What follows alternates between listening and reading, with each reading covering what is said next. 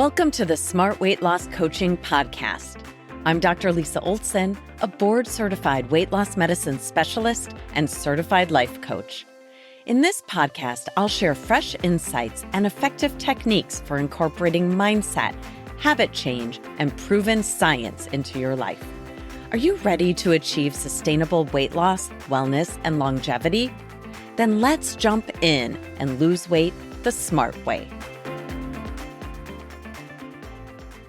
Welcome back.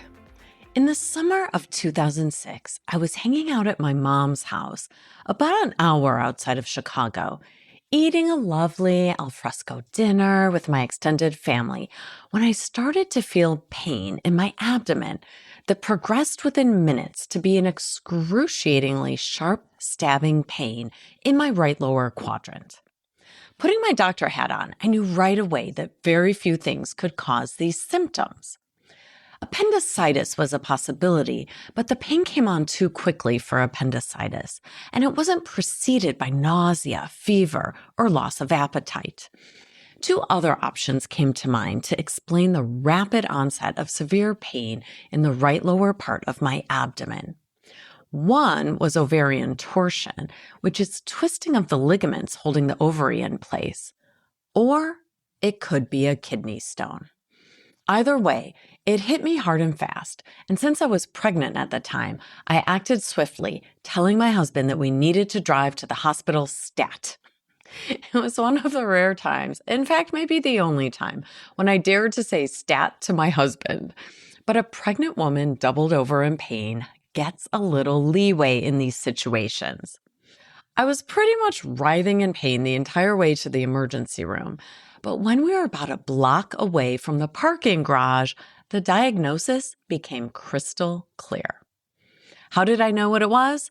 Because the pain abruptly disappeared, almost instantly. It was gone in a flash as quickly as it came on. That was highly suggestive of a kidney stone that passed, probably dropping from the urinary tube that connects from the kidney right into the bladder.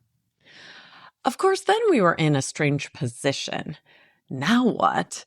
I remember thinking we could just go home since I felt completely fine, but it also felt a bit bananas to even consider not going into the emergency room after what had just happened.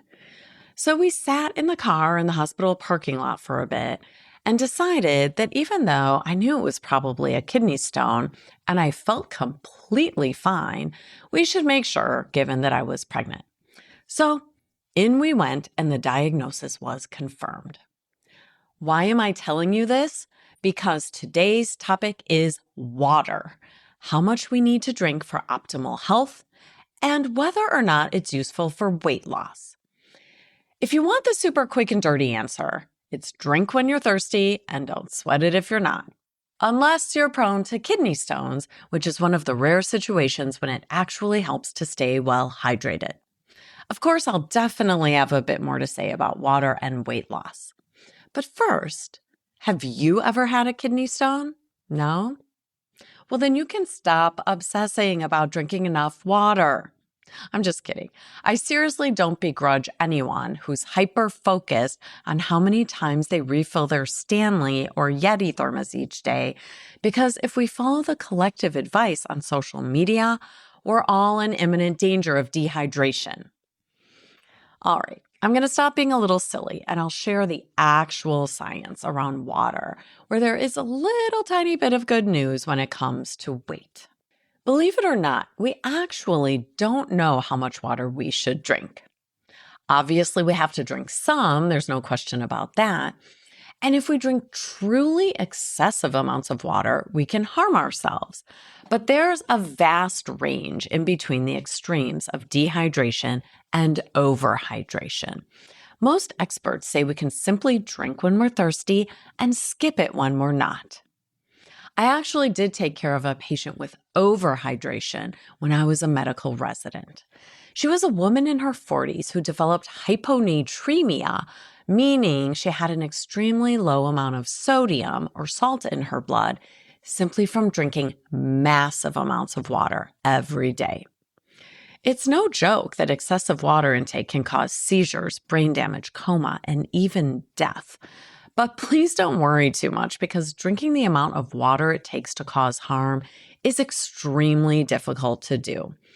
I feel like we'd see that more in the context of a hot dog eating contest or something bizarre like that.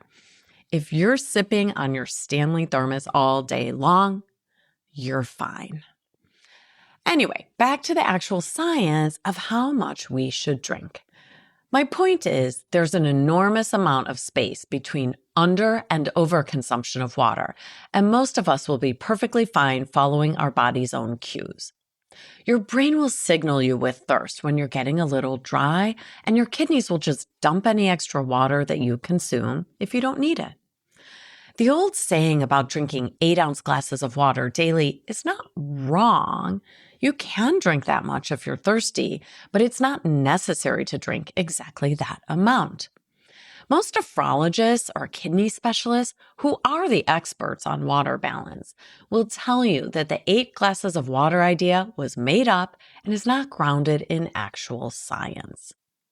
A few months ago, an article was published in JAMA Open Network from the Journal of the American Medical Association. Researchers out of the University of California, San Francisco did a meta-analysis, which is basically an overview of all the best research to try to determine if changing the amount of water we drink can lead to health benefits. They cast a wide net, screening almost 1,500 studies to find the best and most relevant data available. In their systematic review, they narrowed their paper to 18 randomized studies. From these, they found a benefit from drinking more water to reduce kidney stone recurrence and also for weight loss. More on weight loss in a moment. The meta-analysis found only single studies showing potential benefits related to migraine prevention, urinary tract infections, blood sugar control and diabetes, and low blood pressure. And I should note that these studies didn't reach statistical significance, so we can't draw definite conclusions from them. It's surprising, isn't it, that we have very little data suggesting that pushing water leads to better health outcomes.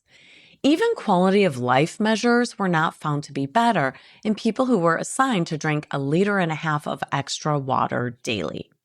They were well hydrated, but not necessarily more content. Of course, I love my Stanley as a kidney stone prevention tool, but I know most of you are more interested to hear about weight loss and water, so let's hone in on that.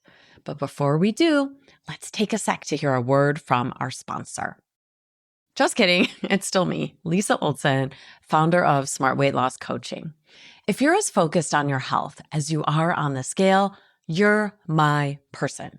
In my online program, we help you establish healthy habits for weight loss, better health, and longevity. For those of you who have looked at our website before, you'll be excited to see that you no longer have to commit to a 3-month program to join us. If you'd like to learn more about our monthly membership, head over to smartweightlosscoaching.com. And now back to the research on water and weight loss. In this meta-analysis, there was one study that didn't show any weight loss from pushing water, but a few studies did show a very modest amount of weight loss. One of these studies, published in the journal Obesity, randomized 84 people to one of 2 groups. The first group was instructed to drink 0.5 liter of water before each meal. By the way, this is a lot of water. 0.5 liter is 17 ounces, which is a little more than 2 8-ounce glasses of water. Imagine drinking more than 2 8-ounce glasses of water before breakfast, before lunch, and before dinner, plus whatever water you want during your meals or in between. The control group was simply told to imagine that their stomach was full before they ate their meals. And then the primary outcome of the study was to see if there was a change in weight after 12 weeks. Here's what they found. After 12 weeks of having a lot of extra water before each meal, the average weight loss was just over 2.5 pounds. Not bad, actually, but I'd like to know how sustainable this really is for people. Other articles have supported the finding that preloading with water before meals leads to eating less without feeling less satisfied after the meal, meaning people report normal fullness after eating when they preload with water. In a much larger study that was not part of this meta-analysis, researchers looked at over 9,500 people in the U.S. between ages 18 to 64 as part of what we call the NHANES, or National Health and Nutrition Examination Survey. About 32% of participants were found to have suboptimal hydration based on concentrated urine. I hope I'm explaining that in a way that makes sense. Basically, if you're dehydrated, your urine will be darker and stronger, telling us that it hasn't been diluted with enough water. So almost a third of people had that situation. They weren't sick, they just weren't well hydrated. Then the researchers looked at BMI, or body mass index, which is a number related to our weight and height. From that, they found an association between hydration status and weight. Specifically, they found that people who were dehydrated had a higher BMI. That doesn't tell us anything about which came first, the excess weight or the lack of water, only that the two things seem to be connected. We see similar benefits to water intake in a 12-month maintenance of weight loss study. In this study, 40 participants who had previously lost about 15 pounds each in another research trial were instructed to track their weight, exercise, and their fruit and vegetable intake every day. Half of the participants were also instructed to drink 16 ounces of water 3 times a day before each meal. That's about 2 glasses before each meal, like that first study I mentioned. At the end of the year, there was a difference between the two groups, with the pre-meal water group losing just under 1.5 pounds and the control group gaining just over 2 pounds. Is that enough to make it worth pushing 2 glasses of water before each meal? Only you can answer that question for yourself. I'm not sure pushing copious amounts of water before meals would be worth it for me, but I would love to see more data about sipping on water throughout the day, which is something many of us do. Coming back to the original meta-analysis about how much water we should drink, let me quote Dr. F. Perry Wilson from the Yale School of Medicine. He said, "If I could sum up all these studies in a word, that word would be meh." I just love that. So for those of you out there who are killing yourselves trying to drink more water, my recommendation is to just let it go. On the other hand, if you're determined to squeeze every last ounce, every pound or 2 out of behavioral changes, like pushing 2 glasses of water before every meal, then go for it. It's an easy intervention for some people, and those people should do it for weight loss if they want to. As for the rest of us, I agree with Dr. Wilson. My opinion is meh. I didn't give you a lot for your NBA, your next best action for today, unless you land squarely in the group that loves drinking an abundance of water, or in the group that would be thrilled to stop pressuring yourself from this topic. Me, I'm just going to keep sipping from my gigantic Stanley cup and reveling in the fact that I haven't had a kidney stone since 2006. Thanks so much for listening. If you'd like more support during your smart weight loss journey, check out our group coaching program at smartweightlosscoaching.com. Until next time, stay well and stay smart.